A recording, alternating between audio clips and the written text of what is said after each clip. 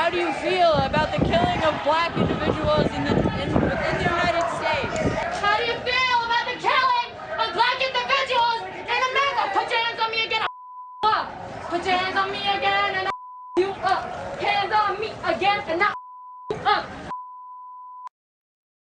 So Republican Senator Rand Paul of Kentucky joins us now. Senator, thank you for being here. You know, you watch this, I think it's a young woman, totally head covered in this protest moment. She knows the name of this RNC representative from New Hampshire. Now, I would understand that people in New Hampshire might know him. I did not know this man's name. I don't know how many other people would recognize him by sight, but that struck me, sir. Well, it's the same thing we ran into. And, you know, I have a certain amount of notoriety, but we showed up on the corner, and once someone yelled, "It's Rand Paul, we've got him trapped," then it went from a dozen to 2 dozen to 3 dozen. The crowd got bigger and bigger, but the crowd also kept pressing in. And we fortunately got to a corner where there were a couple of policemen, but we were just all sort of, you know, getting crowded and crowded and crowded, people pushing and shoving. And I really was uncertain whether the police had enough people to actually repel them if it became a full-scale attack. And I said to the policeman, "They know who I am. You need reinforcements." He radioed for reinforcements. I think we still stood there for 10 or 15 minutes with the crowd, you know, closing in on us. And I fully believe if the police had not been there, we would have been drugged to the pavement. We would have been kicked and stomped until we were bleeding from our ears like the people in Portland and in other places. This is something that we should stop. And at the very least, you should be arrested for disorderly conduct. You should be arrested for not letting people move. There's got to be a crime here, inciting a riot. But I know you can't put these people away forever, but they need to be arrested so we can find out who's funding them, how they're getting there. They're staying in $600 to $1,000 a night hotels. They have plane flights to come here. Some of the people we picked out in the footage that were attacking us are from other cities, and we can see them in riots in other cities. So we're now seeing that the people are being flown from Portland to Minneapolis to D.C. for these riots.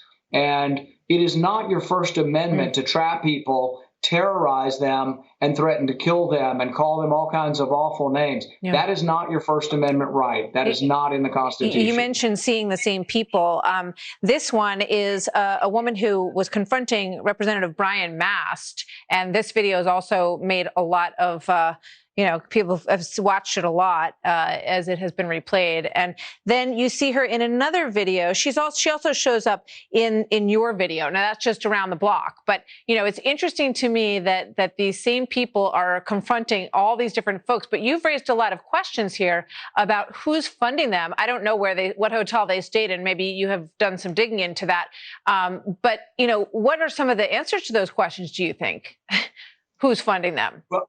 Well, I think the only way we know is through asking a judge. The proper way is we have to get a subpoena, but we should look at their financial records. We should look at who paid for the hotels. We should subpoena airline records. Now, I'm not talking about randomly. I'm talking about for people who are accused of a crime, that we have evidence that they've been committing a crime. And I think it is a crime to incite a riot. It is a crime to threaten people. It's a crime to surround people and tell them they can't move anywhere. This is not a First Amendment. Look, if it were a rally to be against no-knock raids, I have a bill called the Breonna Taylor bill. I'm actually for, you know, for reforms of this where we don't do no-knock raids in the middle of the night, and yet they're attacking me. So these people are so clueless and such idiots. They're out there for violence and they're out there for mayhem, but they aren't out there for reform. Look, I've been a part of protests my whole life, protests against big government or protests against this, but we go and we have speeches and we talk about it, and then we knock on the door and we lobby Congress. But you don't try to kill people. You don't kick people in the head in the street. The pictures that are out there, you know, we can't have a country that ends up on fire like Portland. Well, you know, it sounds like Joe Biden has finally come around to thinking that as well. He spoke in Pittsburgh today. He now says, and they did not mention this once at the DNC, about the violence that was happening in the cities. And we've also heard a lot of people downplay it. Oh, it's nothing. It's all peaceful protests. And then you've got, a few rabble rousers. Anybody who was on the streets of D.C. the other night, and I would imagine that it felt very similar to what you feel on the streets in Portland and some of these other cities. But here's what Joe Biden is saying about this today. Listen to this. These are not images of some imagined Joe Biden America in the future. These are images of Donald Trump's America today.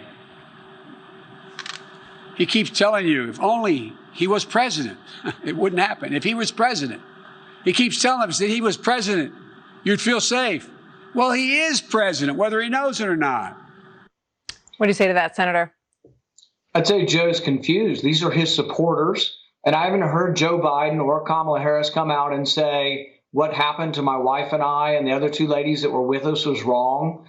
I haven't heard one word of rebuke. They're afraid of these people also, and they're afraid to rebuke them because these are their supporters. This is their base. The people attacking us, attacking the federal building, this is Joe Biden's base, and he needs to disavow them. But Look, Senator, what do you say? Black Lives Matter, the woman in charge of Black Lives Matter in Louisville said that it was good that we were afraid. She could see fear in our face, and she was happy because that's the way she has to live and they have to live. So we should live in fear also. This is their message. All right. That somehow they are living in fear, so everyone else should be terrorized as well.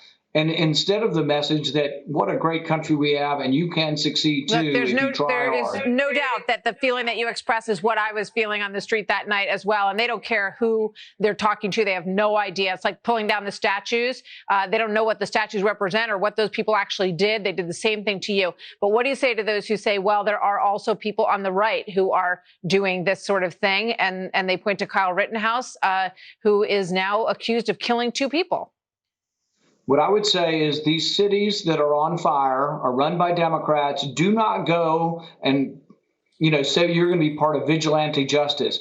Run the heck away from these cities, move away from these cities, get away from these cities, but don't go there armed. They're going to have to figure out that their representatives, their Democrat mayors have let them down. But I'm not for militias and vigilantes going to these cities. Stay away from these cities. These cities are in ruin and they're on fire, but they've been on fire because Democrats have been in charge for 50 years in every one of these cities. Senator Rand Paul, thank you. Good to have you here tonight, sir. Thanks.